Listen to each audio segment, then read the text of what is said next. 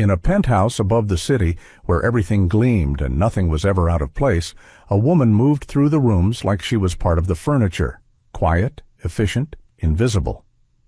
Her name was Amara Cole, and she had been hired to clean.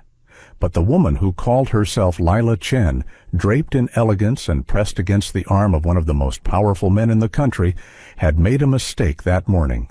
A small, terrible mistake that nobody else in that room had caught. Nobody except Amara.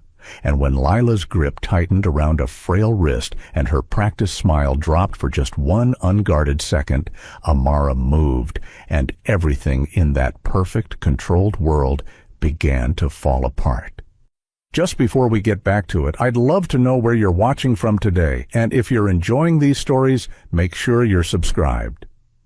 In this house, silence wasn't peace. It was control. Every surface in the Vaughn penthouse gleamed like it had never been touched by human hands.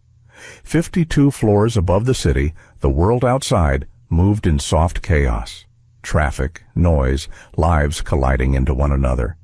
Up here, nothing moved unless it was supposed to. The air itself felt curated.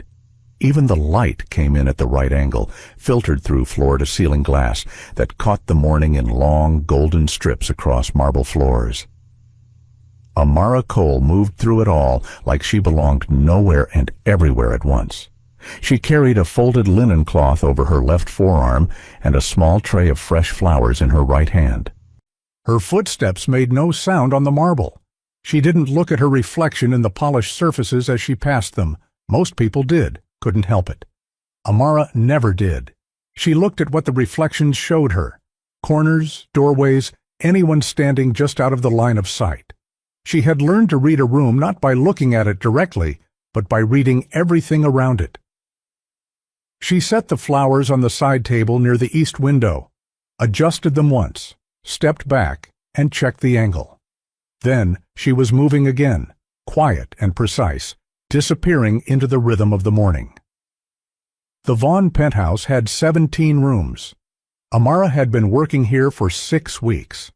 In that time, she had learned which floorboards creaked, which hallway had a slight echo, which bathroom exhaust fan ran loud enough to cover a low conversation. She had learned where the security cameras were positioned, and more importantly, where they weren't. She wasn't supposed to know things like that. She was the maid. Ethan Vaughn arrived home at 11 in the morning. The energy in the apartment shifted before he even walked through the door.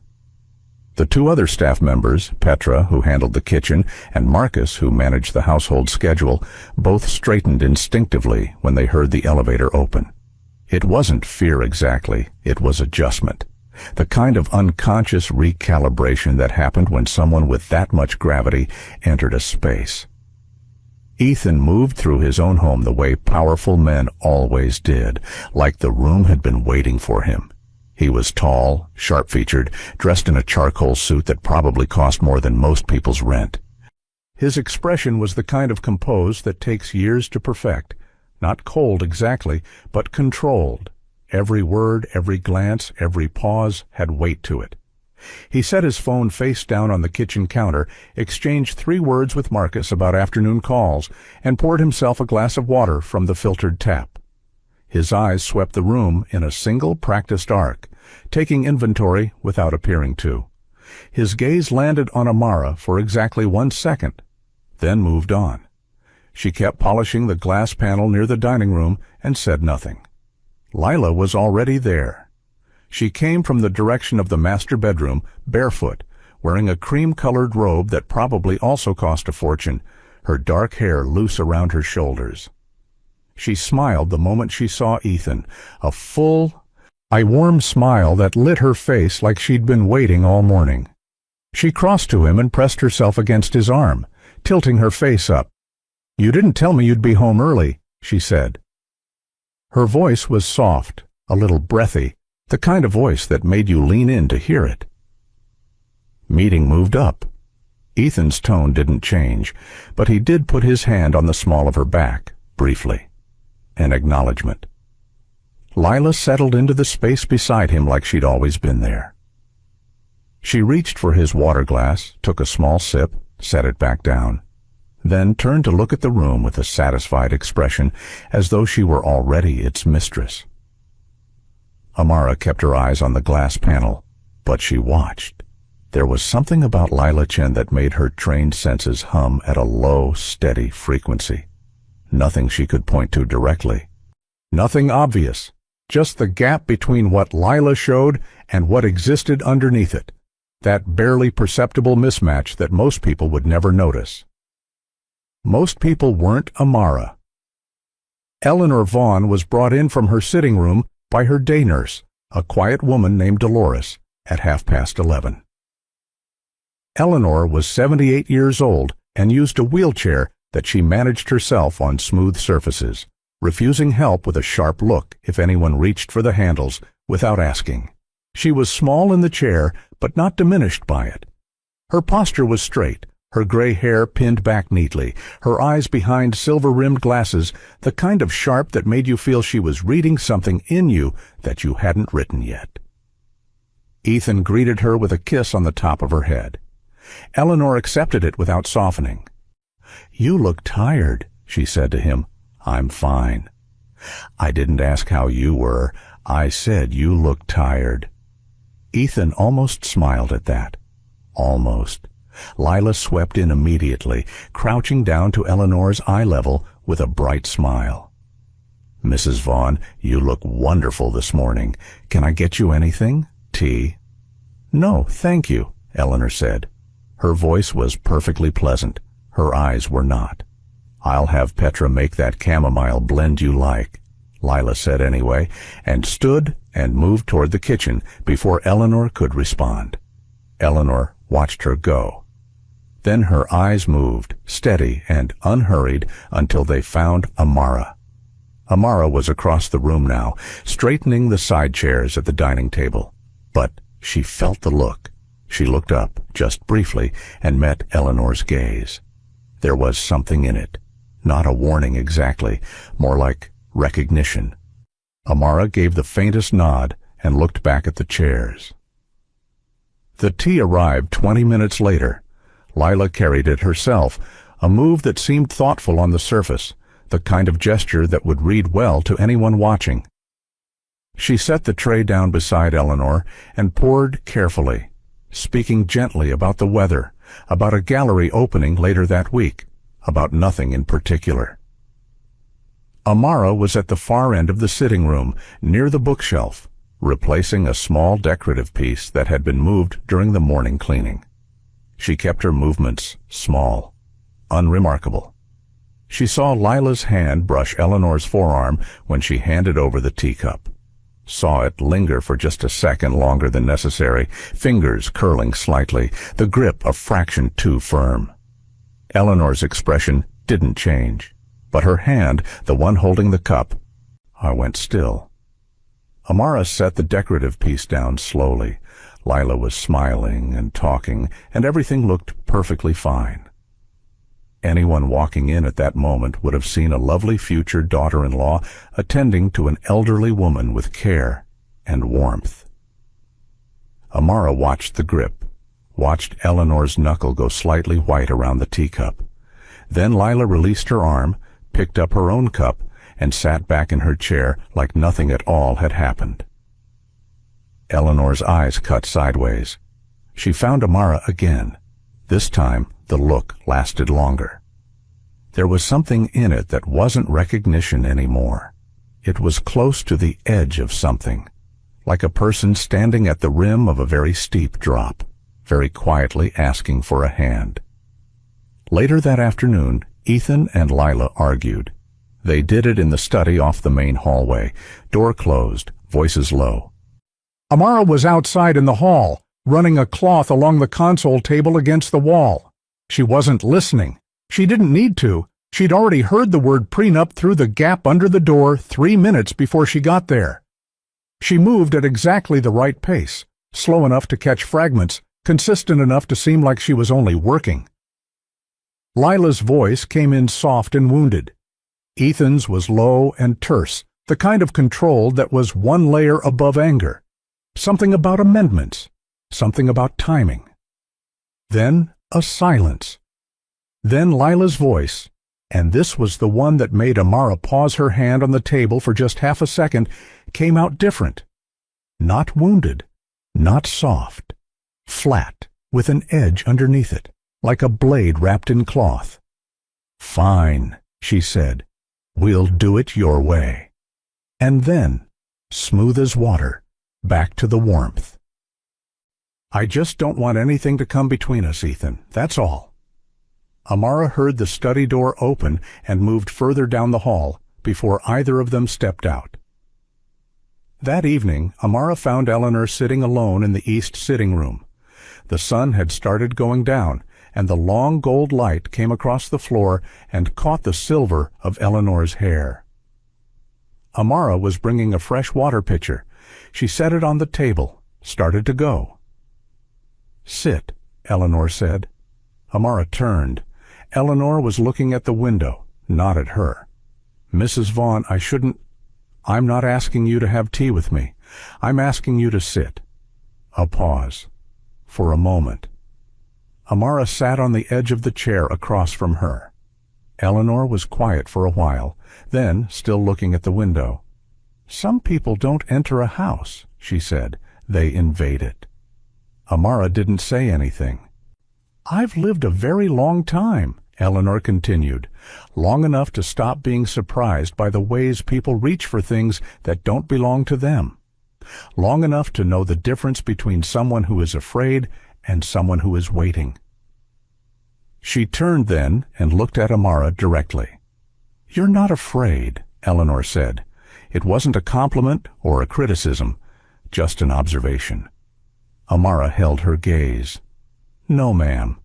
Eleanor studied her for another moment, then turned back to the window. "That'll be all," she said. Amara stood and walked back down the hall, but something had shifted in the quiet between them, thin as a wire, strong as cable. The incident happened the next morning. Ethan was in his study on a call. Petra was in the kitchen. Marcus had stepped out. The penthouse had that mid-morning stillness that came between tasks, a brief window where the structure of the day relaxed for a moment. Lila and Eleanor were in the main sitting room. Amara was nearby in the adjoining corridor, running a damp cloth along the lower trim of the wall. It was the kind of task that required her to stay low, stay slow. She could see the sitting room through the open doorway, not the whole room, but enough. A slice of the couch, the side of Eleanor's wheelchair, Lila standing close. They were talking. Lila's voice was musical, easy. Eleanor's responses were brief. Amara worked her way down the trim. Outside, the city moved far below the glass. She heard Eleanor make a small sound, not a word, just a sound, barely audible. She looked up. Through the doorway, she saw Lila's hand wrapped around Eleanor's wrist. And not the gentle contact from the afternoon before. This was a grip. Lila's knuckles were white. Eleanor's thin wrist was bent slightly, the angle wrong, and Lila's face, just for that 1 second where she didn't know anyone was watching, had dropped every soft thing she'd built into it. What was underneath was cold, deliberate. The smile still sat on her mouth, but it had stopped meaning anything. Her eyes were entirely still. Eleanor winced. Amara was already moving. She covered the distance between the corridor and the sitting room in 4 steps. Lila didn't hear her coming. Nobody ever did. By the time Lila registered movement in her peripheral vision, Amara's hand was already closing around her wrist. She applied pressure with precision, finding exactly the right point. Lila's grip on Eleanor released involuntarily, her hand opening like a spring had let go. Then Amara twisted, controlled and efficient, and brought Lila's arm behind her back in a single motion. She stepped through the movement, using momentum, and Lila went down, not brutally, but completely. The carpet cushioned the fall, but the impact was real. Lila landed flat, stunned, staring up at the ceiling. Amara stood over her. Her breathing was even. Her face was still. She looked at Lila the way someone looks at a problem they've already solved. "Don't touch her again," she said. Her voice was quiet, calm. There was nothing shaking in it. The silence in the room expanded. Then Lila screamed. The scream brought Ethan out of his study at a run. He stopped in the sitting room doorway and took in what was in front of him, Lila on the floor. Amara standing 2 feet away, Eleanor still in her chair. For 1/2 second, Ethan didn't move. His mind was clearly running through what he was seeing, trying to arrange it into something that made sense. It didn't make sense. What happened? His voice came out razor-edged. Lila was already crying, the kind of fast, overwhelming tears that looked like shock. She had one hand pressed to her wrist and the other braced against the floor. She shook her head like the words were too terrible to form. "She attacked me, Ethan." Ethan crossed the room and crouched beside her, his jaw tight. He looked up at Amara. Amara said nothing. She stood with her hands loose at her sides and her face composed, and she did not offer a single word of explanation. "You're fired," Ethan said. His voice was flat and final. "Hey, get out." "She's not going anywhere." The voice came from behind him. Ethan stood slowly and turned around. Eleanor sat in her chair at the center of the room, both hands folded in her lap. She had not moved.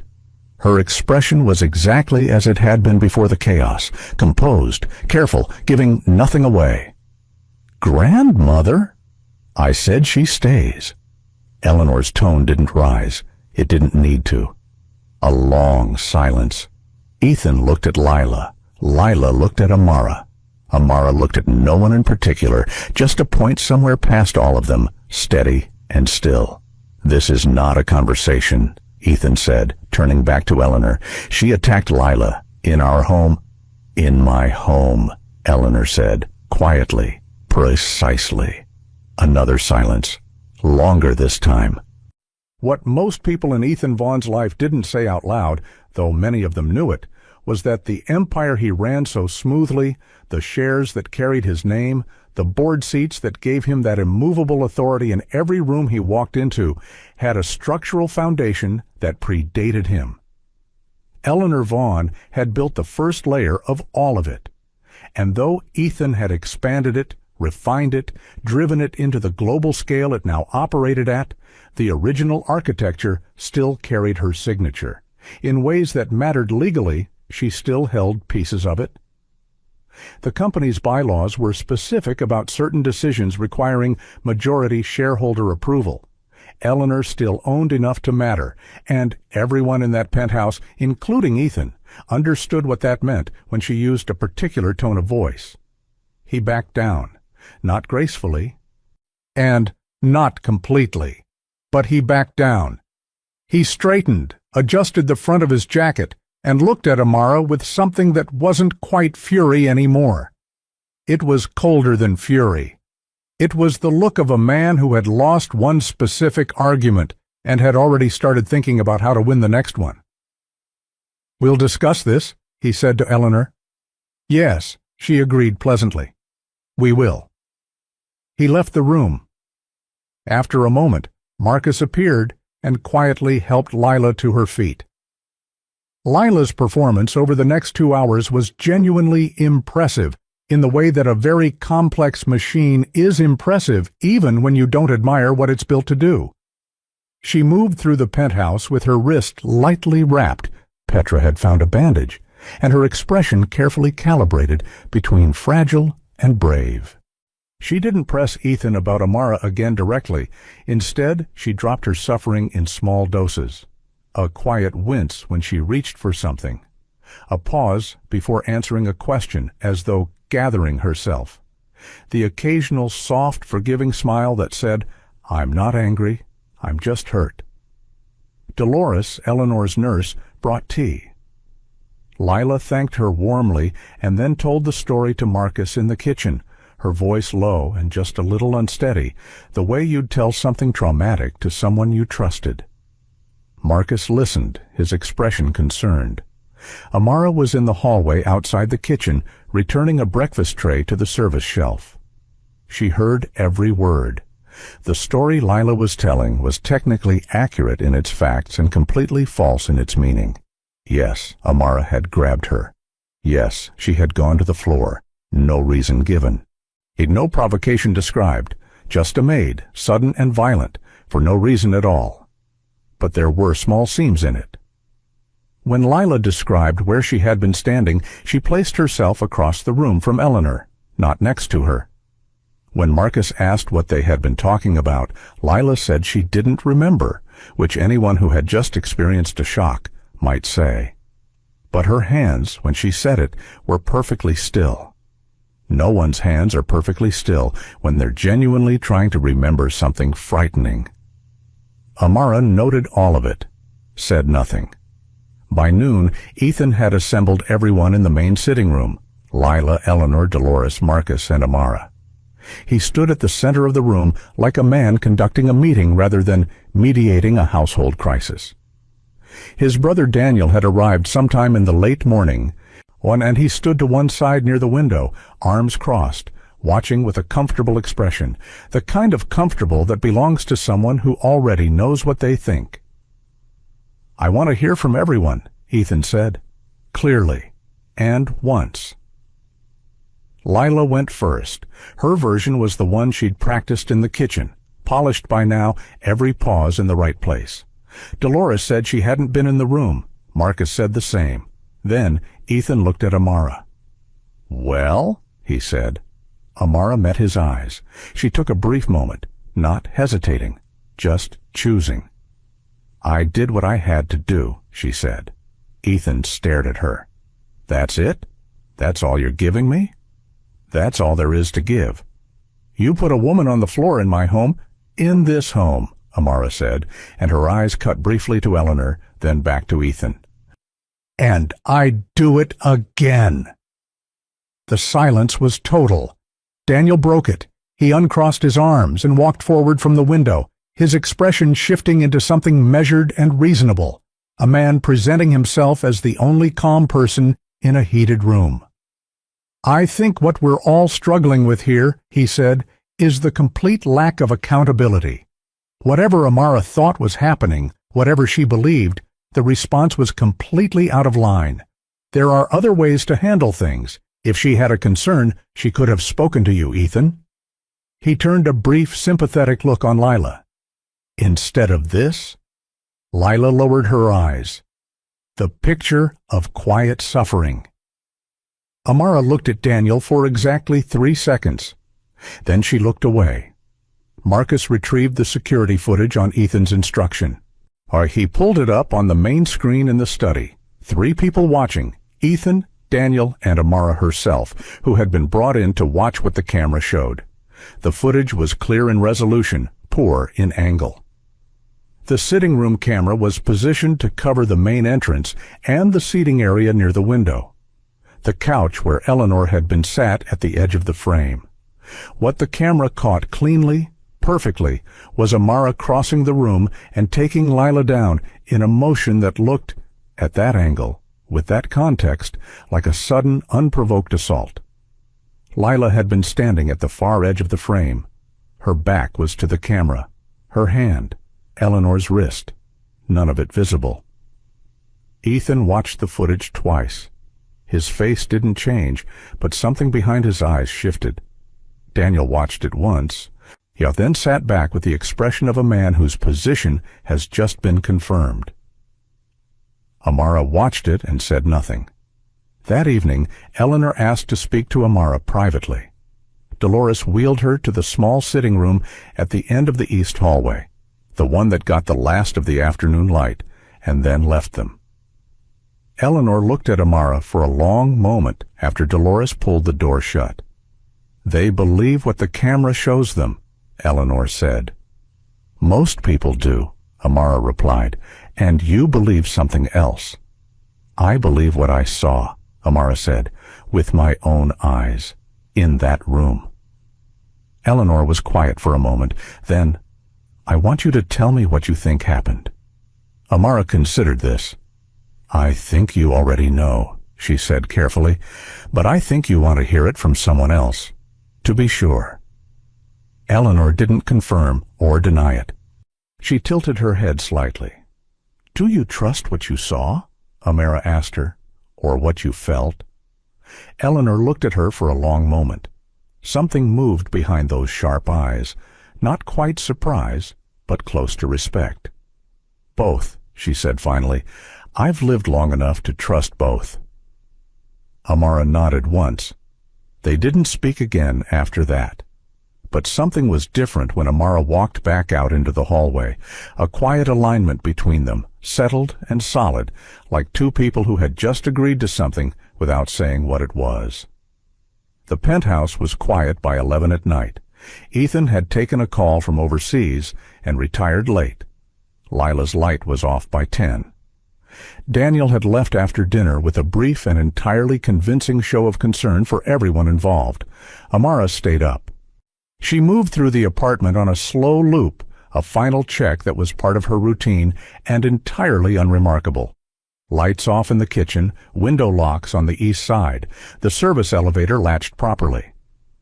She came to the corridor that ran behind the main sitting room, the one that accessed a utility panel and 2 secondary storage closets. She moved through it slowly, cloth in hand, looking like she was checking for anything the day's cleaning had missed. She found the panel on the second closet wall. It was a standard utility board, breakers, cable routing, the back end of some of the in-wall systems. Unremarkable, except for the small device attached to the far side of the secondary cable run. It was no bigger than a thumb, matte black. Pressed flat against the back of the panel where you'd only see it if you were looking for it, or if you knew exactly what you were looking at. Amara looked at it for a long moment. She didn't touch it, didn't photograph it. She stood in the dark of the utility closet and let the weight of what she was looking at settle fully into her chest. Then she stepped back, closed the panel, and walked back out into the hall. Her expression was controlled, but her jaw was set, and her eyes had gone very still. The way eyes go when the thing you were afraid might be true has just become real. She stood at the end of the corridor for a moment, looking at the closed door of Eleanor's room at the far end of the hallway. Whatever was happening in this house had just moved into a different category. The story had already spread by morning. Amara saw it first on Marcus's phone. He'd left its screen up on the kitchen counter while he went to answer the service door. A celebrity gossip site, the kind that ran grainy photos and breathless headlines, had picked up a tip. The headline read, "Billionaire Ethan Vaughn's maid attacks fiancé in luxury penthouse. Sources say she's obsessed." Below it, a photo of the building exterior. Below that, a quote from an unnamed source describing Lila as shaken but gracious. Amara set a glass on the drying rack and said nothing. By midday, 2 more outlets had run versions of the story. The language shifted slightly between each one, volatile, unstable, erratic, but the shape of it stayed the same. A maid, a beautiful, blameless fiancée, an attack without reason. By afternoon, Lila had posted a single image to her private social account, accessible to just enough people for the screenshot to travel, of her wrapped wrist, no caption, just a small heart emoji. The comments filled in the rest. Amara watched all of it from the edges of the room she moved through. She watched how Lila accepted the attention. Not eagerly, that would have been too obvious. She accepted it the way someone accepts comfort they've arranged themselves, with the right amount of reluctance, the right amount of quiet dignity. It was a very good performance, but it was still a performance. And performances, Amara had learned a long time ago, always had a backstage. She found the first gap that afternoon. She was cleaning the secondary bathroom off the main hallway, the one guests used, or the one Lila passed through each morning on her way from the master suite to the kitchen. It was a small, bright room with good light, and Amara moved through it methodically. Fixtures, mirror, baseboards, the narrow cabinet under the sink. She opened the cabinet to check the supply levels. Inside, spare towels, cleaning products, a basket of guest amenities. Standard. She noted what needed restocking and started to close it. Then she stopped. The cabinet backing wasn't flush.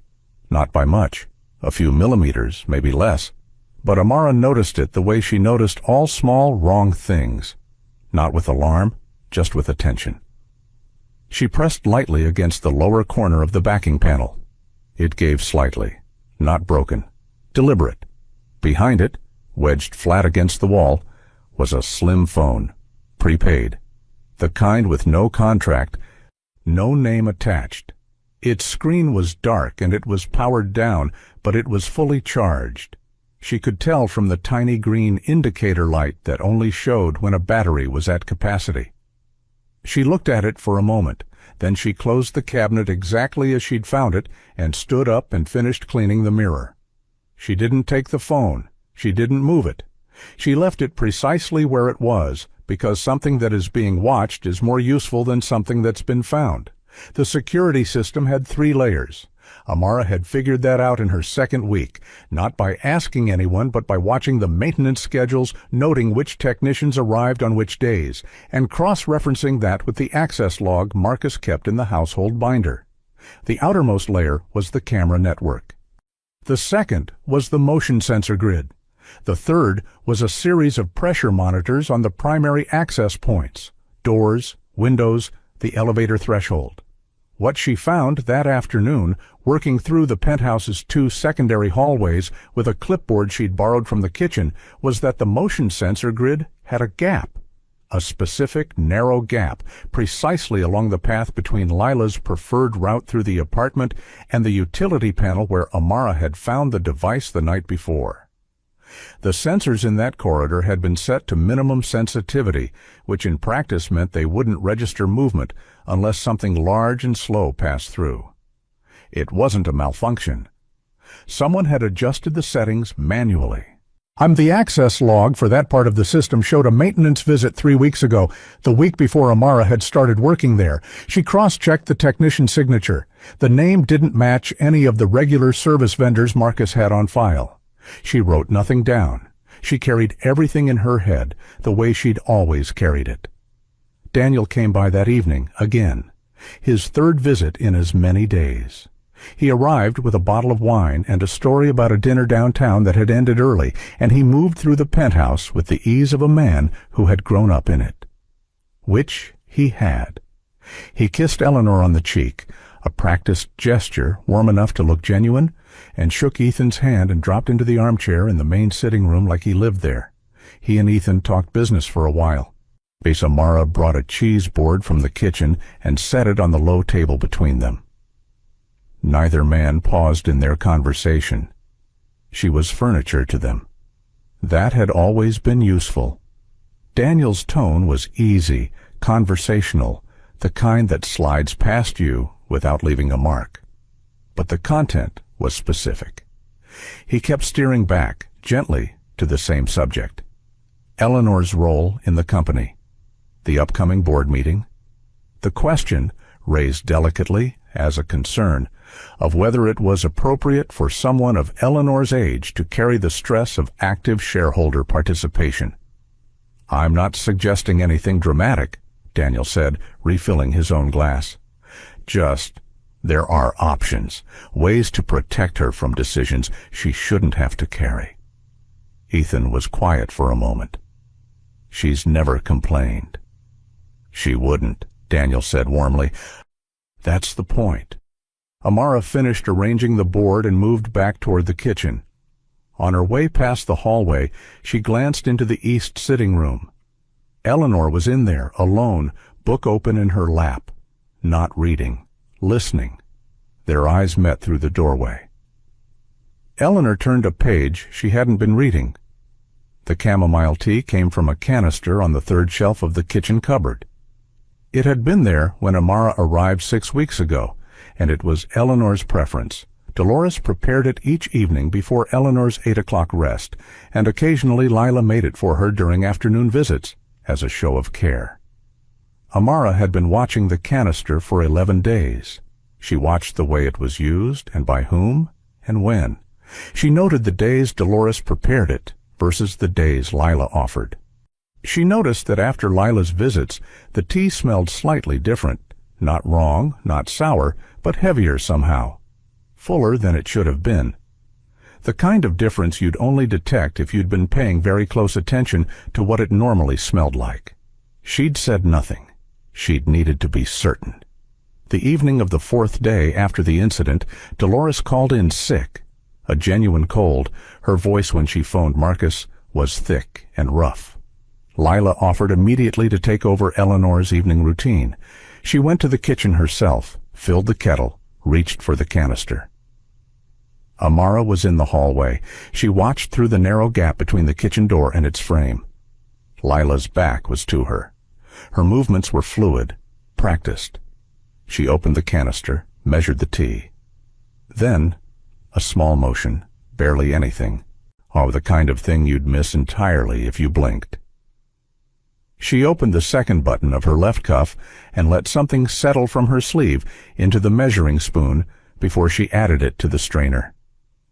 It took less than 2 seconds. Lila poured the hot water, replaced the lid on the canister, and carried the cup to Eleanor with a warm smile. Amara walked back down the hall, turned into the east sitting room from the far entrance, and arrived at Eleanor's side 30 seconds before Lila did. She set down the folder she was carrying, maintenance receipts she'd been collating, a completely legitimate reason to be in the room, and sat on the footstool beside Eleanor's chair, as though reviewing something. Lila arrived with the tea, set it on the side table, smiled. "Lovely evening, isn't it?" she said, and moved to the window. Amara reached across and picked up the teacup, looked at it as though checking the rim for a lipstick mark, a small, housekeeping gesture. Ordinary. "I'll get you a fresh cup," she said to Eleanor. "This one's a little overfilled. Might spill." Eleanor looked at her, said nothing, then looked at the window where Lila stood, then back. "Thank you," Eleanor said quietly. Amara took the cup to the kitchen. She poured most of it carefully into a small sealed container she took from the pocket of her apron, a sample container, the kind you'd find in any first aid kit, and sealed it tightly. Then she rinsed the cup, prepared a fresh cup of tea from a different supply she'd kept separately in the back of the supply drawer for exactly this purpose, and brought it back to Eleanor. Lila was still at the window. She didn't seem to notice anything had changed, but when Amara set the fresh cup down, she felt Lila's gaze move across the back of her neck. Brief, assessing, a fraction of a second, no more. Amara went back to her folder of maintenance receipts and said nothing. That night, after the penthouse had gone dark and quiet, Amara sat on the edge of her narrow bed in the staff room at the back of the apartment and held the sealed container in her palm. She looked at it for a long time. It wasn't enough. Not to show anyone, not to say anything with. A sample in a container proved nothing without a lab. And a lab meant going outside the house, which meant a gap in what she could see and control. She needed more before she could move. She thought about the device in the utility panel, the modified sensors, eyed the prepaid phone behind the bathroom cabinet. She thought about Daniel's careful conversation about removing Eleanor from active decisions. She thought about the timeline, how long Lila had been in this house, how long the security had been quietly adjusted, how much had already been arranged before Amara had ever walked through the door. Then she got up, put the container in the small locked case at the back of her wardrobe, and went to check the corridor outside Eleanor's room one final time before she allowed herself 3 hours of sleep. The corridor was clear, but the window at the far end, the one that looked onto the service balcony, had a smudge on the inside of the glass that hadn't been there this morning. The kind left by a gloved hand pressing against a surface to check its resistance. Someone had tested that window tonight. Amara stood in the dark hallway and breathed steadily and let the full weight of what she was standing inside settle into something she could use. She went to Eleanor's door and knocked softly. One knock, then two. The signal they'd established without words. The way you establish signals when you understand each other without needing to explain everything. A moment, then Eleanor's low voice. "Come." Amara opened the door and stepped inside. "She's not here for him," Amara said quietly. "She's here for everything." Eleanor looked at her from across the room. In the low light, with her silver hair loose around her shoulders and her eyes sharp and completely awake, she looked formidable. She looked like the woman who had built the foundation of an empire with her own hands, and who had never once forgotten how. "I know," Eleanor said. "Then we need to move carefully," Amara said, "and quickly." Eleanor nodded once, slowly. "Yes," she said, "we do." 2 days passed after that night, 2 days of surface calm, the kind that sits on top of things like ice on still water. Ethan was distracted, which was both a problem and a partial protection. Distracted men made poor decisions, but they also made poor observers. He moved through the penthouse with his phone always in hand, and his mind clearly divided between whatever was unfolding in his business life and whatever was unfolding in his home. He looked at Lila the way people look at things they've chosen and aren't ready to question, with a commitment that ran ahead of clear sight. Small things were bothering him. Amara could see it. On the way he sometimes watched Lila across a room for a second longer than normal. The way he'd pause in a hallway as though replaying something. He wasn't there yet, but the seed was in. It just needed time to grow. Time, unfortunately, was running out. Lila pushed for the wedding date at breakfast. She did it gently, the way she did most things, wrapped in softness, presented as love. She mentioned a venue that had an opening in 10 days. She mentioned that the waiting list for certain arrangements was already closed, and wouldn't it be a shame to lose the date they'd been hoping for? She mentioned that after everything, a brief, forgiving glance that wasn't forgiving at all. It might be good for everyone to focus on something beautiful. Ethan didn't say yes, but he didn't say no. He said he'd think about it and refilled his coffee. And that was enough for Lila. You could see it in the way her shoulders settled. Amara cleared the breakfast things and kept her face composed.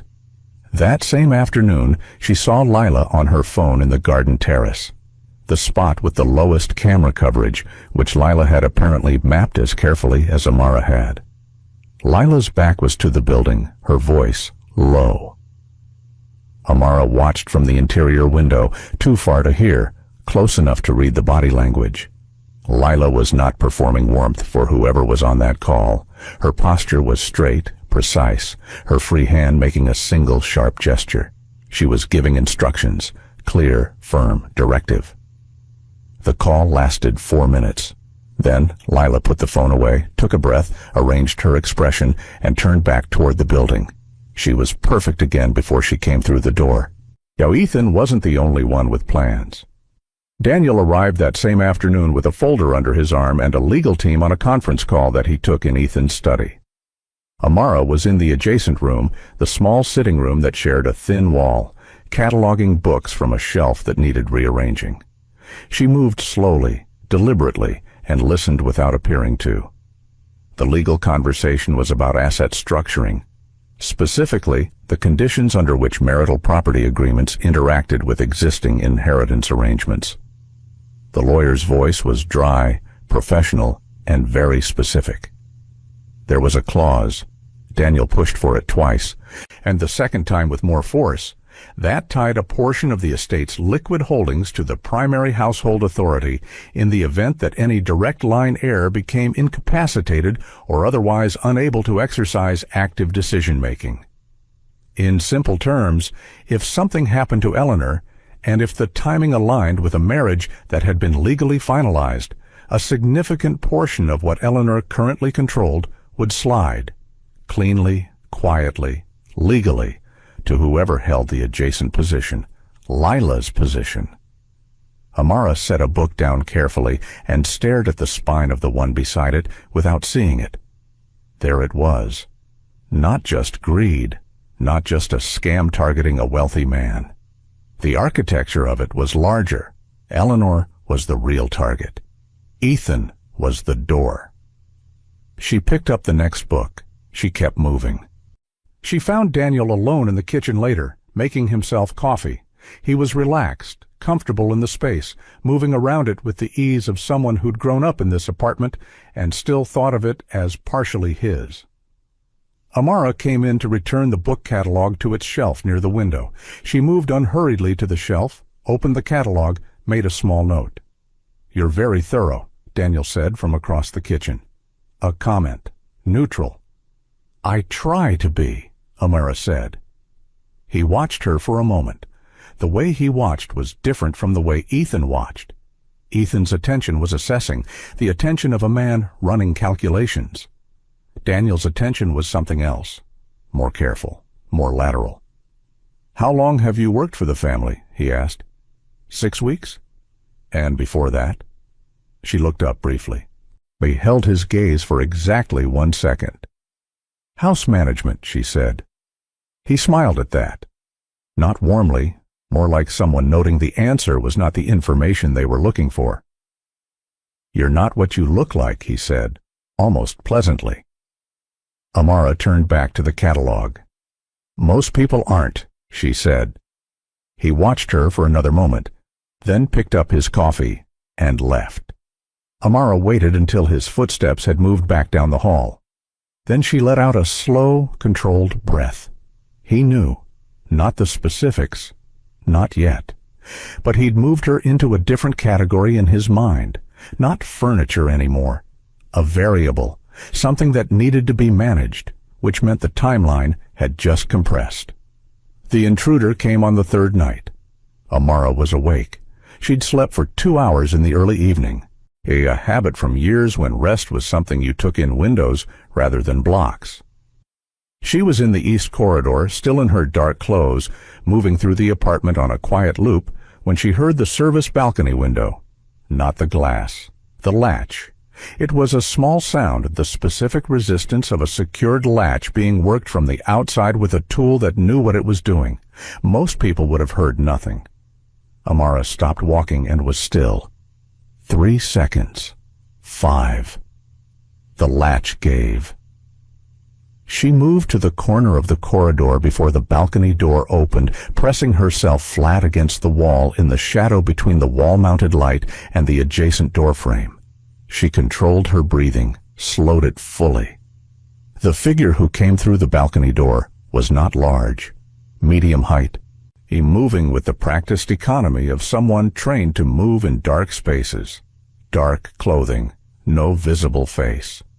They cleared the balcony door and turned immediately in the direction of the east hallway. Eleanor's room was at the end of it. Amara stepped out from the shadow. She didn't announce herself. There was no warning given, no challenge issued. The figure registered her presence and moved fast, reaching, turning, but Amara was already inside the motion. She closed the distance in 2 steps and controlled the reaching arm at the wrist, redirecting it past her rather than blocking it. The momentum carried the figure slightly forward, and she used that, a clean pressure point at the back of the elbow joint, bending the arm into a position it couldn't resist. And then she stepped through and brought the figure down against the wall and then to the floor. The whole thing was 4 seconds. She knelt and held the position, her weight distributed to control, without causing damage she didn't want to cause. The figure was face down, arm locked behind at the angle she'd chosen. "Don't," she said quietly. It was the same word she'd used with Lila, in a different room, under different circumstances. The figure went still. She secured the figure in the utility room off the service corridor using zip ties from the emergency supply kit and locked the door. She did not call the police immediately. She needed 20 minutes first. She went to Eleanor. 1 knock. 2. "Come." Eleanor was awake, had been, Amara suspected, for a while. The bedside lamp was on low. Yoshi sat with her reading glasses on and her hands folded, and she looked at Amara with the expression of someone who had been sitting with something difficult and was ready to have it spoken out loud. Amara sat in the chair across from her. She kept her voice level and quiet. "Someone came through the service balcony tonight," she said. "They were moving toward this room. I stopped them." Eleanor looked at her steadily. "Are you hurt?" "No." "Are they?" "No. They're secured." A beat. Eleanor looked at her folded hands, then back up. "Is this connected to Lila?" "Yes," Amara said, "but it's larger than Lila." She paused, choosing her words. "I need to tell you what I know. Not everything yet. I don't have proof for everything yet. But enough for you to understand what's happening in this house." Eleanor took off her glasses and set them on the nightstand. "Then tell me." Amara did. She laid it out carefully. The device in the utility panel, the modified security sensors, the prepaid phone, the tea, the legal clause Daniel had been pushing for that afternoon. She didn't frame it as accusation. She framed it as a pattern, evidence that a pattern existed, and what that pattern pointed toward. Eleanor listened without interrupting. Her expression didn't shift dramatically. She wasn't a woman who wore her reactions openly, but when Amara finished, Eleanor was quiet for a long time. "Lila's identity," Eleanor said finally. "Is it real?" "I believe the name is fabricated," Amara said carefully. "I don't have confirmed documentation yet, but the behavior profile is consistent with someone operating under a constructed identity. The phone, the network access, the precision of the security modifications, those don't belong to someone acting alone." "And Daniel?" Eleanor's voice was very quiet now. Amara held her gaze. "He's part of it." Eleanor absorbed that. She breathed slowly. Something moved across her face. Not surprise, which told Amara that some version of this had been sitting in Eleanor for a while, unconfirmed and unspoken. "I'll trust you," Eleanor said, not as a question. "I know," Amara said, "and I'll do everything I can to justify it." Eleanor nodded once. Then, "What do you need from me?" "For now," Amara said, "I need you to act normally. Don't change how you are with Lila or with Daniel. Don't give either of them any sign that you know what I've just told you." "And Ethan?" Amara was quiet for a moment. "Not yet," she said. "He's not ready to hear it, and if we tell him before we can prove it, Lila will use it. She'll make it about me. Make it look like I'm trying to manipulate him. We'll lose the window." Eleanor considered this for a moment, then nodded. She reached over and turned the lamp off. "Good night," she said. "Good night," Amara replied. She stood and walked back into the dark hallway. The documents were in the secure folder on the third shelf of Eleanor's private study, the room that only Eleanor entered and that had never, in the 6 weeks Amara had worked here, been cleaned by anyone other than Eleanor herself. Eleanor showed Amara the folder the next morning, and after Ethan had left for an early meeting and Lila was still asleep. They spread the papers on the desk quietly. Most of it was financial records, estate documents, inheritance structures, legal correspondence going back several years. Eleanor knew exactly where to look. She'd spent more of her life in these documents than anyone else alive, and she moved through them the way a person moves through a house they built themselves. She found the thread in 11 minutes. There was a holding company, registered offshore, obscure, the kind of structure that exists specifically not to be found easily. Its beneficial owner was listed under a name that meant nothing immediately. But one of the company's registered addresses matched a law firm that had correspondence in Eleanor's files going back 3 years. Correspondence signed by Daniel Vaughn in his capacity as a family representative, establishing a consultation arrangement. The same law firm that had processed the initial transfer of a minor stake in Vaughn Holdings to an unnamed third party 18 months ago. before Lila arrived, before any of this had visibly started. Eleanor set the paper down on the desk and looked at it. "He's been building this for years," she said. "Yes," Amara said. Eleanor picked up the paper again and looked at it with the expression of someone looking at a very old wound that has just become visible. "My grandson," she said quietly, not as grief exactly, more as reckoning. Amara said nothing. When she gave Eleanor the space that moment required, then Eleanor put the paper back in the folder and closed it. "What happens now?" she asked. Amara was about to answer. That was when they heard Ethan's voice from the main room. He'd come back early. And then, a moment later, his words came clearly through the study wall, loud enough to travel. "We're getting married tomorrow." The study went completely silent. Amara looked at Eleanor. Eleanor looked at the closed folder on the desk. Amara felt the whole shape of the plan, weeks of careful work, of quiet gathering, of moving piece by piece towards something provable, accelerate suddenly into a single narrow window. Tomorrow. Her jaw set, her eyes went still and very focused. Whatever she was going to do, it had to happen today. The announcement landed in the penthouse like something dropped from a great height.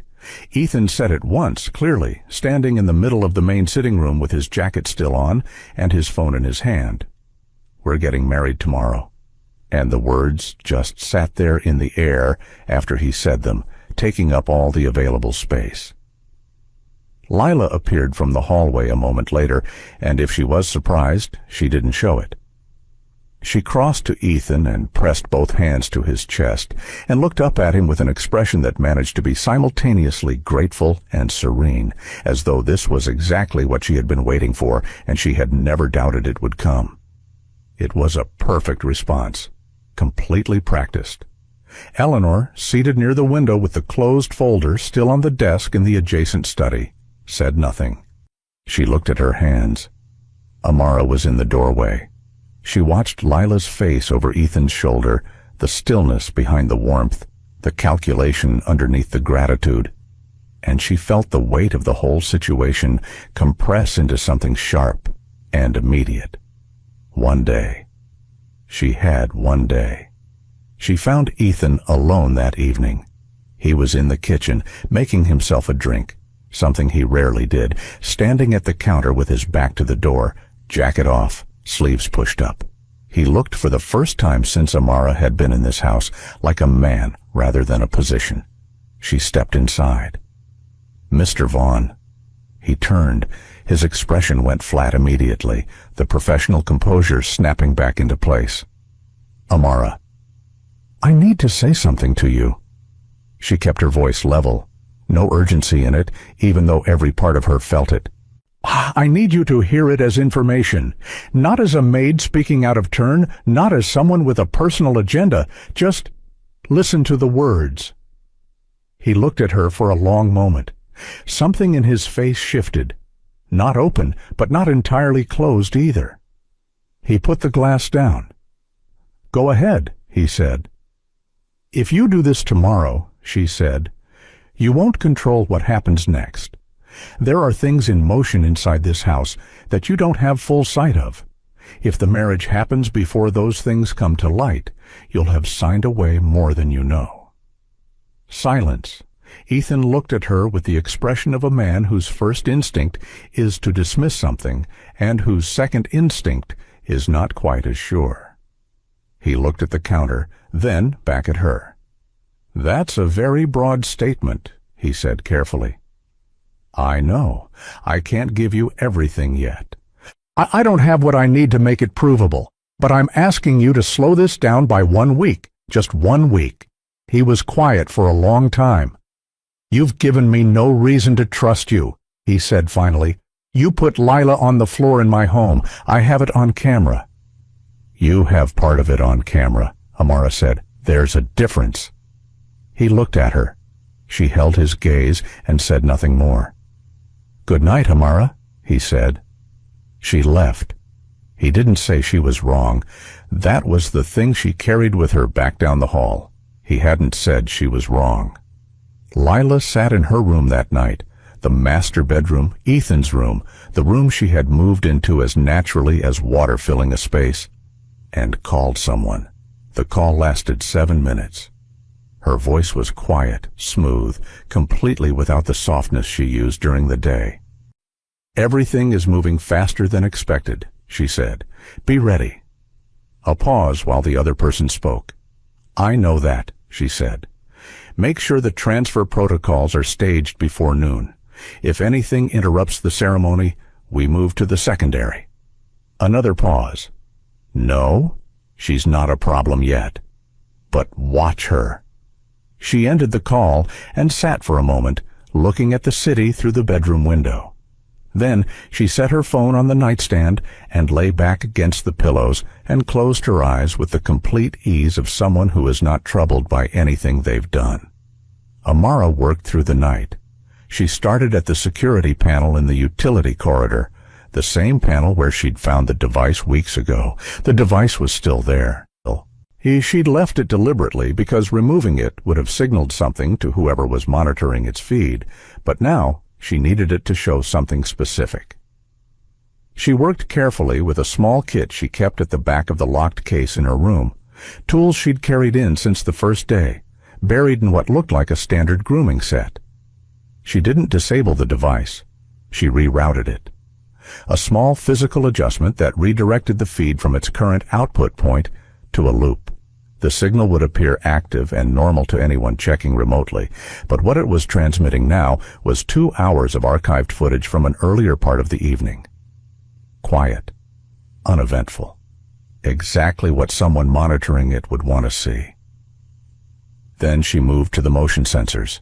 The gap in the grid, the one along the path between Lila's route and the utility panel, she left open.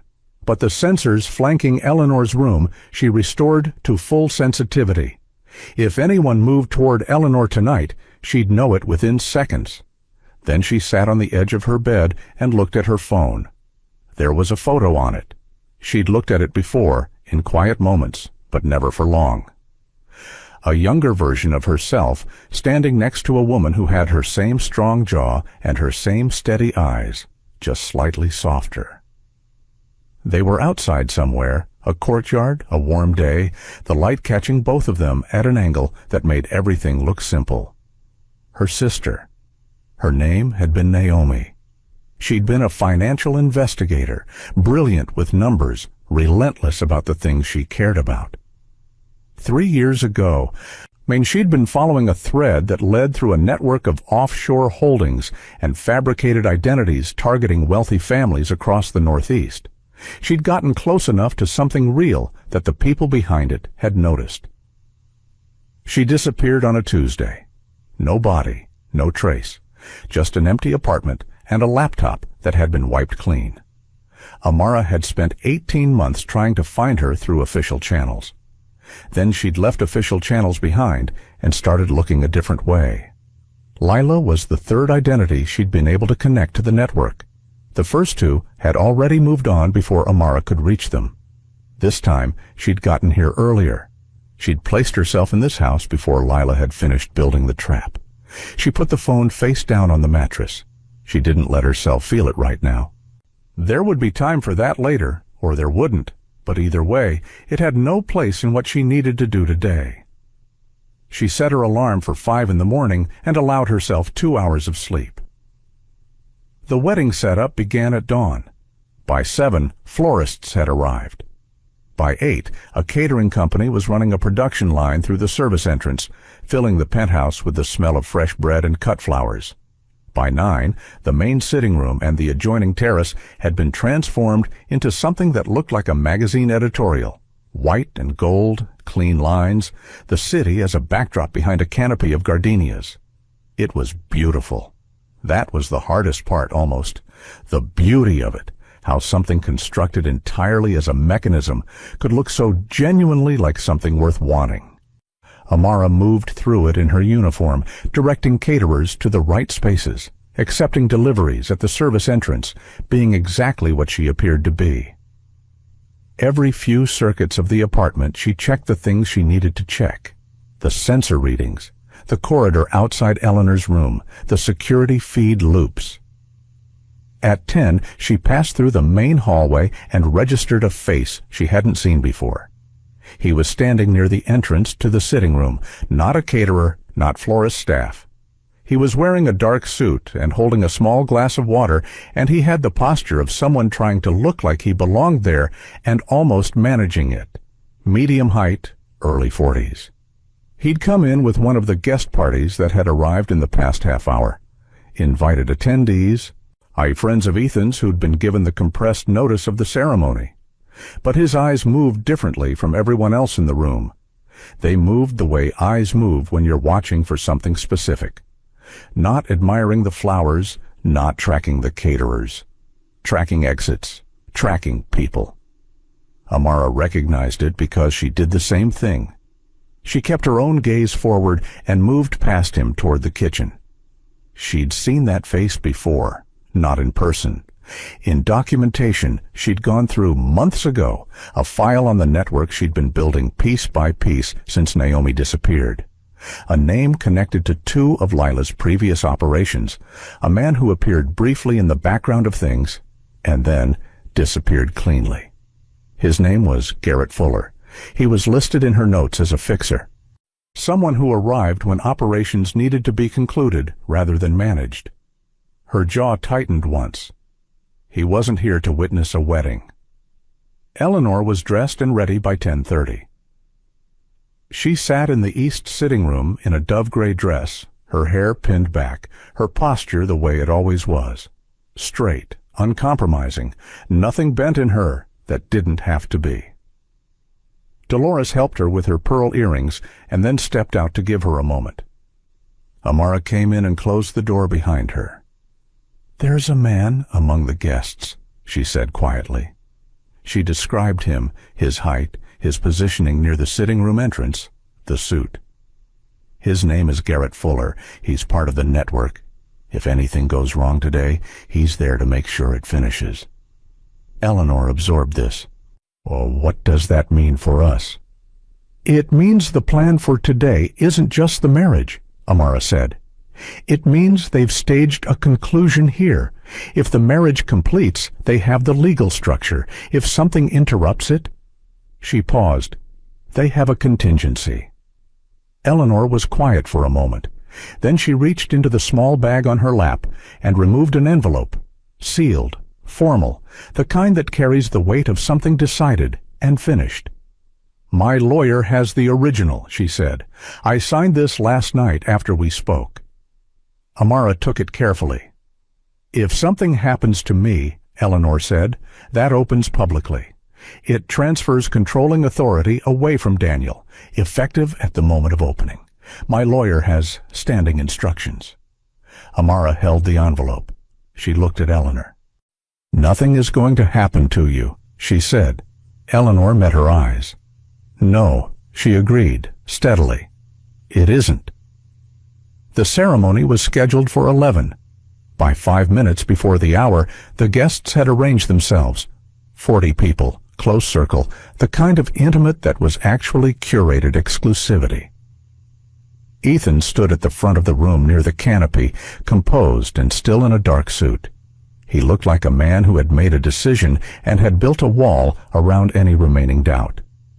Lila appeared at the far end of the room, and everyone turned. She was in ivory, simple, exquisite, perfectly chosen.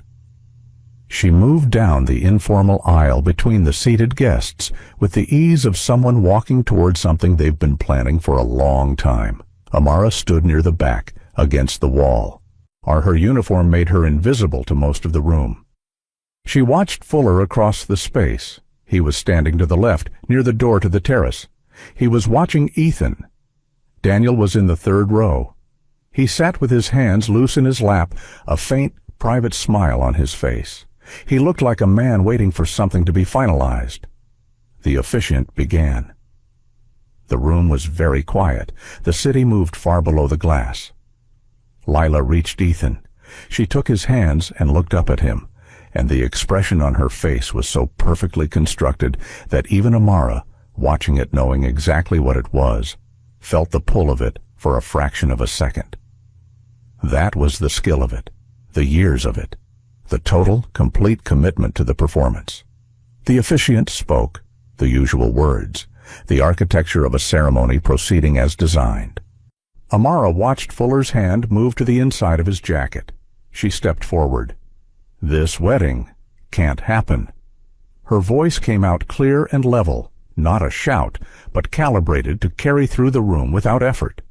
38 heads turned. The officiant stopped mid-sentence. The silence was immediate and total. Ethan's expression went through 3 things in 2 seconds: confusion, recognition, fury. He dropped Lila's hands. "Amara." His voice was a controlled warning. "I'm sorry to do this here," she said.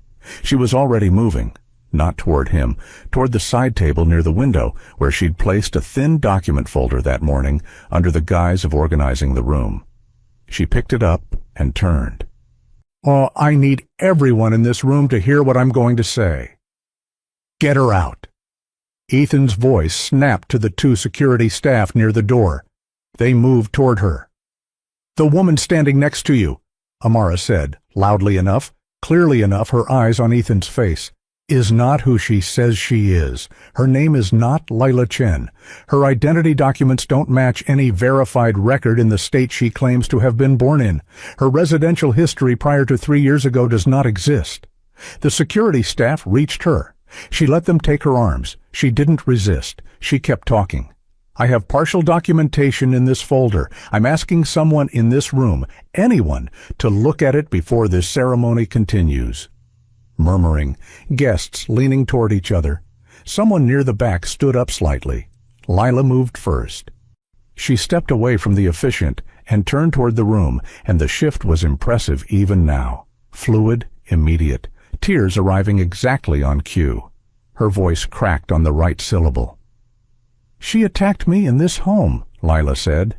"She's been removed from her position twice and keeps coming back. She's obsessed, she's dangerous, and now she's doing this, here, today, to humiliate Ethan." "You have 3 passports," Amara said calmly. 2 of them are in the name of women who died before the age of 4. The 3rd uses a social security number assigned to a woman currently living in Colorado who has never heard of you." A longer silence. Someone in the front row said something quiet to the person beside them. Lila's tears didn't stop, but something behind her eyes had sharpened. "She's lying," Lila said. Her voice was still soft, still fragile. But there was a harder edge underneath it now, a seam showing where the performance met the person beneath. "Ethan, you know me. You know who I am." Ethan looked at her, and Amara watched his face for that one moment, watched it very carefully, and saw the doubt she'd planted 3 weeks ago and watered every day since finally break the surface. Daniel stepped forward from the 3rd row. He moved to the center of the room with the unhurried ease of a man who had prepared for this possibility and was now activating that preparation. He addressed the guests rather than Amara. A smart choice, she noted. Discredit the source, not the claim. "Most of you know me," he said warmly.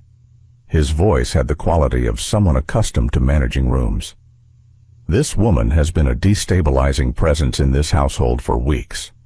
She physically assaulted Lila. There's footage. She's been operating outside her role, interfering in family affairs, and now she's chosen the most public possible moment to make the most serious possible accusation with no credible basis." He looked at the folder in the security guard's hand. Amara's folder, still unexamined. "May I see that?" he asked. Reasonable tone, measured. He reached for it. A voice from the back of the room said, "Don't touch that folder." Everyone turned. The man was standing near the terrace doors. He'd been seated in the last row and had stood quietly, as though he'd been waiting for a specific moment. He was slight, somewhere in his early 50s, wearing a dark suit that was slightly too large. His face was pale. He was not comfortable standing in front of this many people, but he was standing. Amara looked at him and felt something move in her chest. She knew who he was, not personally, from the same documentation she'd built over 18 months. His name was Warren Briggs. He'd worked adjacent to Lila's network as an intermediary, the kind of person who processed documents, arranged transfers, sat in rooms where things were agreed without putting his name on any of it. He'd been listed in her file as a low-risk peripheral. He did not look low-risk right now. He looked like a man who had decided something that frightened him. "My name is Warren Briggs," he said. His voice was unsteady but audible. "I've worked with this woman for 4 years, not as Lila Chen, under 2 other names." He paused, steadied himself. "She is not who she says she is. The woman standing at the front of this room has done this before. Twice that I know of, and the people who got in the way the second time." He stopped. Fuller was moving. The sound was a single sharp crack, not as loud as it seems in the imagination, always, just a compressed, flat sound that hit the room like a fist hitting a table. Fuller had moved fast and smoothly from his position near the terrace door, and Briggs went down sideways against the chairs in the back row. Not still, not dead. His hand was pressed to his shoulder, and he was conscious, and he was breathing, but he was down. For exactly 1 second, the room was frozen. Then it erupted. 40 people moving at once, voices overlapping, chairs knocking back, someone screaming near the front. The officiant dropped behind the table. Guests scrambled toward the interior doors and away from the terrace windows. Fuller was already moving, not toward the door, not toward Briggs, but angling toward Eleanor. Amara was faster. She shed the grip of the security staff. They'd released her when the shot went off, their attention splitting, and crossed the room in a direct line. She reached Eleanor's wheelchair and stepped in front of it, facing Fuller as he came through the parting crowd. He stopped, 3 feet between them. He looked at her. She looked at him.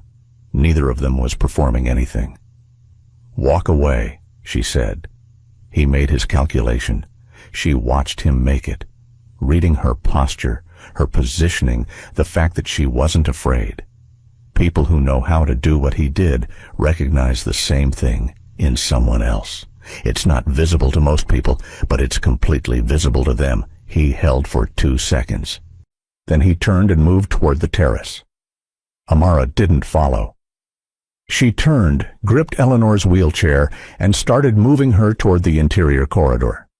She kept her voice low and even. "Mrs. Vaughn, walk with me." "I'm in a wheelchair, dear," Eleanor said, with complete composure. Then, "Hold on." They moved. The room was chaos, but Amara moved through it like it wasn't.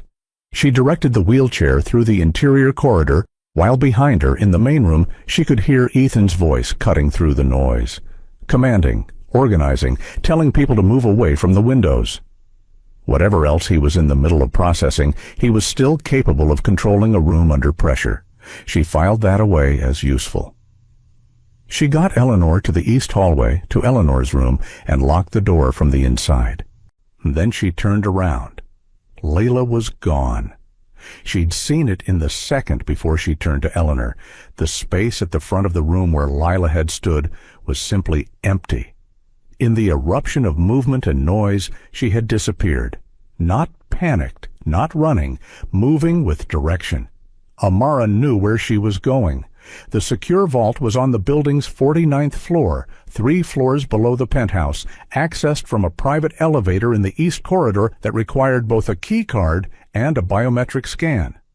Ethan used it for physical document storage and for drives containing sensitive company data. Amara had been aware of it since her 3rd week. She'd also been aware, since her 4th week, of a secondary access point, a maintenance shaft that connected the vault's ventilation system to a utility corridor 2 floors above. Not an entry anyone would find unless they were looking, But it was the kind of access that someone with modified security credentials and 3 years of planning might have mapped in advance. She'd already closed that route. 2 nights ago, she'd accessed the shaft from above and placed a sensor at the junction point. Not a lock, which could be defeated, but a monitor that would alert her phone if anything moved through it. Her phone had vibrated 11 minutes ago. She was already in the East Corridor when she registered it. She moved to the private elevator, used the staff override code she'd memorized in week 2, and rode down 3 floors. The vault's main door was ajar when she arrived, not broken, not forced. Opened correctly, which meant either a copied key card or a cloned biometric. Both required time, resources, and access to someone inside the house. She pushed the door open. Lila was at the second cabinet along the wall, a small drive already plugged into the cabinet's port, a transfer in progress on the screen above it. She'd shed the ivory dress somewhere. She was in dark clothes underneath, practical and ready, as though the wedding had only ever been a costume. She heard Amara and turned, and here was the thing. Here was the thing that Amara had always known and never wanted confirmed. Lila dropped everything. Every layer, every softness, every careful construction of the person she'd presented to this house for months. It fell away in under a second, and what was underneath it was watchful, intelligent, cold, and completely without shame. She looked at Amara and almost smiled. "You were better than I expected," she said. "Stop the transfer," Amara said. Lila's hand didn't move toward the drive. "You know I can't do that." "I know you won't," Amara said. "That's different." Lila tilted her head slightly. "What happens now? You're a maid. Your evidence is partial at best. Warren is down, which means your witness is compromised. Fuller is in the wind." The almost smile settled into something more genuine, and it was the most frightening expression Amara had seen on her face. "You have enough to make noise. You don't have enough to end this." "The transfer," Amara said. "Stop it." Lila looked at her for a moment. Then she reached over and pulled the drive from the port and tucked it into her own pocket. "This was never about the money," she said. Her voice had changed. Lower now, the vowels slightly different. The accent she'd built for Lila peeling back to reveal something older underneath. "The data on that drive is leverage. Names, accounts, associations. People who would pay a great deal to keep it contained." She paused. "You think you've stopped something. You've barely touched it." Amara looked at her steadily. "Where is my sister?" For the first time in this confrontation, something shifted in Lila's face. Not guilt, but acknowledgement. The recognition of a question she had expected and had been holding the answer to like a card. She looked at Amara for a long moment. "She was close," Lila said quietly. "She was very close." And then, before Amara could move, before she could close the remaining distance between them, "She's alive. She's alive." 2 words. That was all. And they hit Amara with a force that no physical thing in that vault could have matched.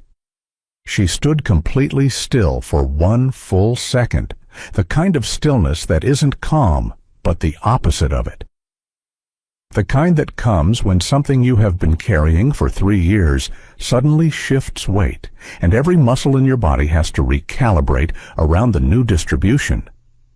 Lila watched her, and in watching her, gave herself away, because the expression on her face in that moment wasn't gloating, wasn't cruelty. It was leverage, deliberate, offered, controlled. She'd saved that information for exactly this moment, knowing what it would do, knowing how to use it, which meant she'd had it for a while, which meant she knew where Naomi was, which meant she was the thread that led there. Amara breathed in, breathed out, and let the moment pass through her and settle into something she could use. She looked at Lila across the vault room. "Tell me where she is," she said. Her voice came out even. That cost her something. "You know I won't do that for free," Lila said. "The drive," Amara said. "You think that's what this becomes. You walk out with the drive, you give me Naomi's location, and we call it even. That's what you're offering." Lila tilted her head. "You're smarter than most of the people I've dealt with. That's the offer, yes." Amara looked at her for a long moment. Then she said, "You've used that before, haven't you? Someone else, someone close to someone in your way. You find the thing that matters most, and you hold it." Lila didn't confirm it. She didn't deny it. Her expression said that confirmation wasn't necessary. "The police will be here in minutes," Amara said. "Fuller is in the wind. Briggs is down but alive, and he has testimony that puts a frame around everything you've done. The legal structure Daniel built collapses without the marriage completing. Eleanor's document activates the moment it's opened." She paused. "What you're holding is a drive. What I have is everything else." Lila was quiet. "Tell me where my sister is," Amara said, "and I'll make sure the people coming through that door know that you cooperated. That's not a trade. It's the only version of what happens next where you have any control at all." Silence in the vault room, the ventilation hum, the city, inaudible from here. Lila looked at the drive in her hand, then footsteps in the corridor outside. Ethan came through the vault door first. But he'd come down in the private elevator, alone, no security staff, no one else. He stopped in the doorway and took in the room in one sweep. Lila against the cabinet, the open drive port, Amara standing between them. His face went through something complicated. He looked at Lila. He looked at her dark clothes, the drive in her hand, the wedding dress that was no longer anywhere in sight. He looked at her the way someone looks at a thing they've been trying not to see clearly for a very long time. "Who are you?" he asked. His voice was quiet. Not a shout, not a performance. Just a man in a room asking the only question that mattered. Lila looked at him. And here, only with this question, something flickered across her face that wasn't entirely calculated. A response to the specific weight of that word. Who, not what. Not what are you doing, or what have you done? Who are you? But it passed. "I'm exactly who I've always been," she said. "You just chose what to see." Ethan absorbed that. He looked at Amara. "Is what you set up there true? All of it?" "Yes," Amara said. "The identity, the documents. Everything I said, and more than I said." He looked at the floor for a moment. When he looked back up, something had settled in his face. Not peace, exactly, but resolution. The look of a man who has finally stopped arguing with himself.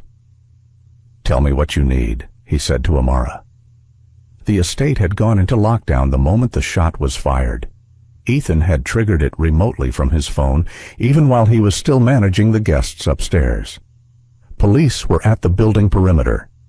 2 officers were already in the penthouse, managing the scene in the main room. An ambulance had reached Briggs. Fuller had not gotten far. He'd moved toward the terrace and found the exterior stairs that ran down the service side of the building, a route Amara had anticipated, which was why she'd restored the external motion sensors on that face of the building 2 nights ago. When Fuller triggered them, it sent an alert directly to the building's security desk, and the officers who arrived at the perimeter had his description before he reached the ground floor. He was in custody by the time Amara brought Lila back upstairs. The main room looked like the aftermath of something. Chairs displaced, flowers knocked from their stands. The careful architecture of the ceremony collapsed into something that was just a room again. A handful of guests remained, those who hadn't fled or been directed out, sitting in the corners with the stunned expressions of people who had witnessed something they didn't yet have language for. Briggs was being tended to near the back of the room. The shoulder wound was serious, but not fatal. The paramedic said something about clean entry, and Amara registered it with the part of her mind that filed useful information and kept moving. Briggs was conscious. He looked pale and smaller than he had standing up, but his eyes were tracking and present.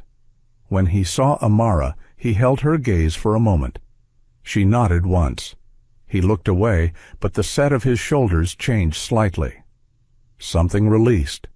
Eleanor was in the east corridor with Dolores, exactly where Amara had left her. She looked entirely composed, back straight, hands folded, watching the organized chaos of the room with the expression of someone who has seen enough versions of things going wrong to know what the aftermath of each one looks like. Amara crossed to her. "Are you all right?" she asked. "I'm perfectly fine," Eleanor said. "Where's Daniel?" Daniel had tried to leave during the chaos. That was his instinct when things collapsed. Not to manage them, not to face them, but to move toward an exit while everyone else was looking elsewhere. He had a gift for that, for finding the moment of maximum distraction and using it. He'd made it to the private elevator with a hard drive he'd taken from Ethan's study, a backup of company financials, the kind of material that, in the right hands or the wrong ones, could be used to reconstruct or destroy a great deal. He was in the elevator car. The doors almost closed when a hand came through the gap and stopped them. Ethan's hand. He stepped into the elevator. The doors closed. They were alone. Amara learned what happened in that car from what she saw when the elevator opened again at the penthouse level 2 minutes later. Ethan stepping out, jaw set, controlled. Daniel behind him, 2 steps back, the hard drive no longer in his hands. Daniel looked like a man whose calculations have all failed at once and who hasn't yet found a new one to run. One of the officers waiting in the hallway moved toward him. Daniel looked at Ethan. Ethan looked back at him. The look lasted a long time, long enough to say everything that wouldn't be said in a room with other people present. Then Ethan stepped aside. The officer reached Daniel. The police interview took 3 hours. Amara sat in the east sitting room, the same room where Eleanor had told her to sit weeks ago in the long afternoon light. The same room where she'd first understood that the woman in the wheelchair saw more than anyone gave her credit for. She answered every question with the same steadiness she brought to everything. The documentation she'd been building for weeks, the sensor logs, the modified maintenance records, the samples she'd taken from Eleanor's tea, the device from the utility panel, the financial thread from Eleanor's documents, she laid it all out in sequence. The lead detective, a measured woman named Agent Reeves, who had driven up from a federal financial crimes unit in record time, listened without interrupting and asked precise questions. At the end of it, Reeves looked at her across the table. "You've been building this for how long?" she asked. 18 months, Amara said. "This particular operation, the broader network, longer." Reeves looked at her folder. "Your background, before the domestic employment." "Protective intelligence," Amara said. "Private, after federal. I left the formal structure 3 years ago." "Why?" Amara was quiet for a moment. "Personal matter." Reeves looked at her. Didn't push. The woman, the one calling herself Lila Chen. She made a statement during her arrest about a Naomi Cole, a missing person. Amara kept her face composed. "Yes." "She gave a location," Reeves said. "A holding arrangement. It's how this network operates with people who get too close and are more useful contained than eliminated. We're working to verify it now." She paused. "I want to be careful about what I tell you before we confirm." "Then be careful," Amara said. "But tell me." Reeves held her gaze for a moment. Then, "We have reason to believe she's in Oregon. A private facility, the kind that doesn't appear in any registry. If the location is accurate—" She paused. "She's alive." The room was very quiet. Amara looked at her hands on the table. They were completely still. "Thank you," she said. Fuller talked first. That wasn't surprising. Fixers were, by nature, pragmatic people. Their loyalty ran to outcomes, not allegiances, and when the outcome of silence was a federal conspiracy charge, and the outcome of cooperation was something negotiable, the math wasn't complicated. He gave the network's operational structure in exchange for a conversation about sentencing, names, routes, the financial architecture that moved money between operations. He'd been inside it long enough to know enough. Briggs talked from his hospital bed, which he did with the detailed precision of a man who had clearly been rehearsing this for a long time, someone who had stayed in something too long and had been building the courage to leave it and had found in the chaos of a penthouse wedding the specific moment that forced his hand. His account corroborated Fuller's in the ways that mattered. His account of Lila's previous operations, her methodology, the identities she'd used. It was the corroborating layer that turned an accusation into a case. Amara sat in the east corridor outside the room where Reeves was still working and listened to the building settle around her. It was late. The flowers from the ceremony were still in the main room, though someone had righted the chairs. The city was dark outside the glass. Ethan found her there. He came down the hallway without his jacket, his tie gone, looking like a man who had been taken apart and put back together slightly differently. He sat in the chair across from her and looked at his hands for a moment before he looked at her.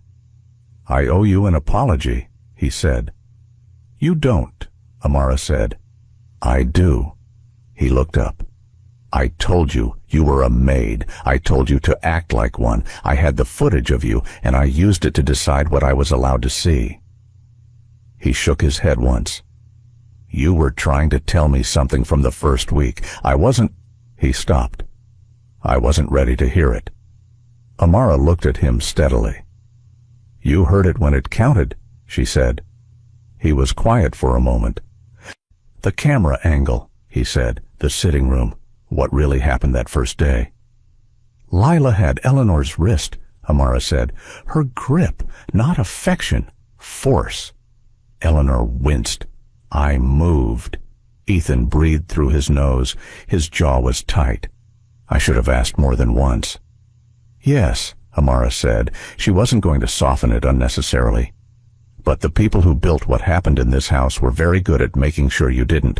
That's not an excuse. It's context." He looked at her for a long time. Then he nodded, slowly, like someone accepting something that will take longer to fully absorb than one sitting allows. Lila was being processed in one of the bedrooms, converted to a holding area while the federal paperwork completed. 2 officers outside the door. She'd said very little since the vault. Not silence out of fear, but out of the specific calculation of someone who knows that every word is evidence and is choosing her exposure carefully. Amara asked to speak to her. Reeves allowed it briefly with an officer present. She went in and stood inside the door. Lila was seated in the chair by the window, her dark clothes neat despite everything, her posture still precise. She looked at Amara without surprise. "You're here about your sister," Lila said. "I'm here because I have questions that only you can answer," Amara said, "and because I want to look at you when you answer them." Lila was quiet for a moment. Then, with the kind of directness that lived underneath all her other layers, the one that had nothing to perform because the performance was finished, she said, she was supposed to be a warning. "The network doesn't typically eliminate people who can become useful later. She exposed a portion of the financial structure before we could contain her. Enough to create a problem, not enough to collapse anything." She paused. "She's been in that facility for 2 years. She's not harmed, contained." "Why tell me?" Amara said. "In the vault. You didn't have to say that." Lila looked at her with something that wasn't quite respect and wasn't quite recognition, but was somewhere in the neighborhood of both. "Because you're the only person in the last 5 years who actually found me," she said. "Not close. Found. I wanted you to know the trade was real. Your sister for the drive." She tilted her head slightly. You chose not to take it. I chose not to let you dictate the terms, Amara said. There's a difference. Something crossed Lila's face, the closest thing to genuine feeling Amara had seen in it. Not regret, something more complicated, the acknowledgement of a mirror maybe, of someone who recognized the shape of their own choices in someone else's. You think this ends with me, Lila said finally. Her voice was even. It doesn't. I know, Amara said. The network is larger than you, Amara said. Older than you. I know. I've been inside its edges for 18 months. She looked at Lila steadily. But networks run on people, and people can be found one at a time by someone patient enough to keep looking. Lila held her gaze, then, quietly, almost to herself, You're going to spend the rest of your life doing this, aren't you? Amara said nothing. She turned and walked back out. The sealed envelope opened at 7 in the morning. Eleanor's lawyer arrived at the penthouse with the original document. Amara had called him the night before, as the situation became clear enough to make the trigger appropriate. He was a composed man in his 60s who had clearly been prepared for this possibility and moved through it with the efficient seriousness of someone who had helped write the document and believed in what it did. He read the contents aloud in the east sitting room, with Ethan and Amara present. Eleanor sat in her chair by the window in the early light with her hands folded. She did not look at the document, she looked at the window. The transfer was effective immediately upon opening. It redirected Daniel's inherited voting stake, the portion that had been the financial cornerstone of the entire architecture, the piece he and Lila had built their plan around controlling, away from his direct authority and into a managed trust, the trustees of which were named specifically and could not be changed without Eleanor's signature. Daniel's legal access to the company's decision-making, effective as of that morning, was reduced to precisely nothing. Ethan sat with his elbows on his knees and his hands clasped and listened to the whole thing. When it was finished, he looked at Eleanor. "You knew," he said. "How long?" Eleanor turned from the window. "I suspected Lila from the 3rd week," she said. "Daniel—" She paused and something moved briefly in her face. "Longer. I hoped I was wrong." Ethan was quiet. "You weren't prepared," Eleanor said. "That's not a failure of your intelligence, Ethan. It's a failure of your willingness to see what you didn't want to see.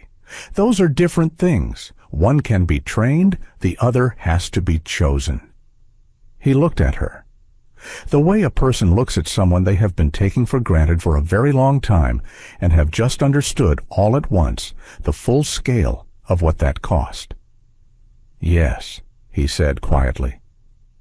Eleanor looked at Amara.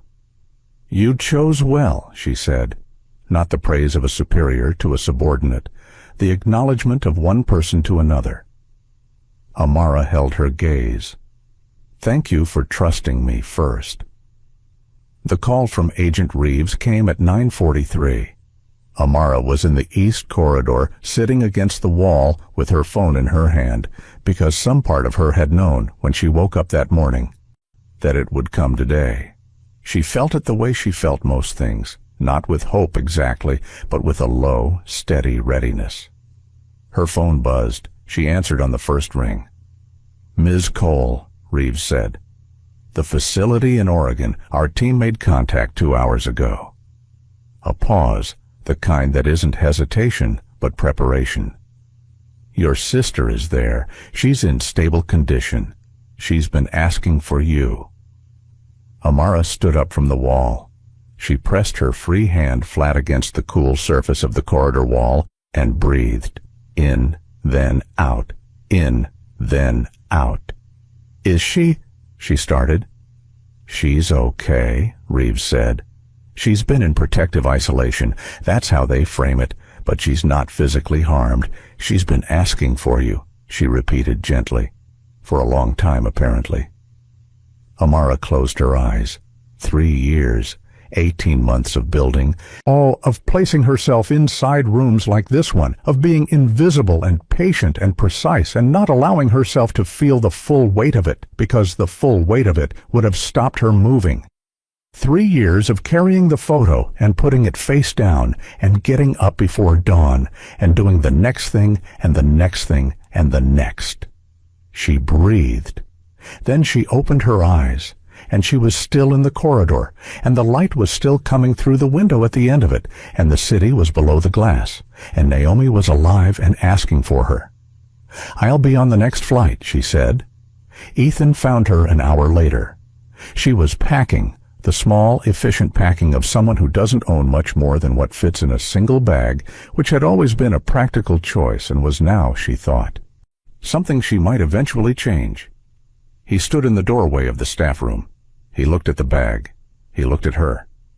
"Oregon?" he said. "Yes." He was quiet for a moment. "Is she all right?" "She will be." He nodded. He looked at the floor briefly, then back up.